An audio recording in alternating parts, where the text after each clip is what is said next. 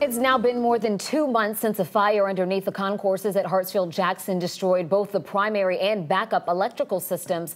The fire throughout the airport darkened everything, shutting down all flights and operations for almost 12 hours. The big questions remain, though, about what went wrong and what's being done to make sure it doesn't happen again.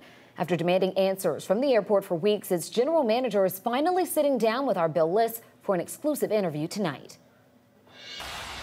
It was a busy Sunday, December 17th, just before the holidays, when Hartsfield-Jackson lost all of its power, and with it chaos and confusion, as more than 30,000 stranded passengers remained in the dark for nearly 12 hours.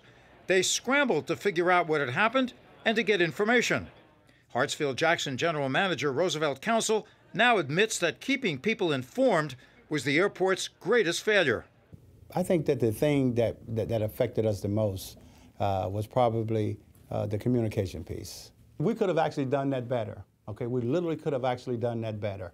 An understatement if you asked passengers who were stranded in the dark, having no idea what was going on. I've been trying to ask everybody, how can they help me? Nobody wants to help me. Everybody doesn't know anything. As the clock ticked away, the unfolding domino effect took over.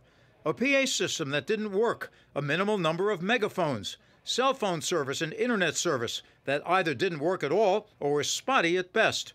We asked what Council's doing to ensure that this debacle of communications doesn't happen again. And we've actually deployed 40 megaphones throughout the airport, okay, throughout every concourse, okay, to be able to allow us to be able to share information with all of the passengers that we have here at this airport. Okay, and we're also looking at adding a redundant PA system, okay, that will allow us to be able to communicate more effectively here at the airport. But the power problem continues.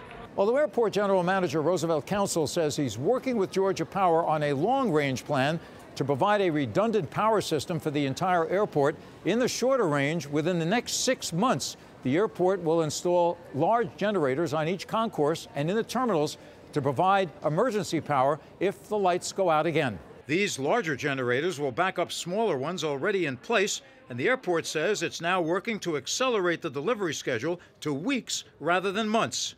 But if the power fails right now, what happens? If we were to actually lose power, can we bring in full power 100% the way that we actually had it? I'd probably say no, but we should be able to have enough power to where we keep the airport operating, okay, at some degree of efficiency. The bottom line is that we're trying to put in play all of those instances where something like this won't happen again. Having Georgia Power engaged the way that we have has actually created a sense of awareness even for them. So I think that their reaction time will be the key to everything. At the world's busiest airport, with more than 2,700 flights every day, there is no alternative. From Hartsfield-Jackson International Airport, Bill Liss, 11 Alive News.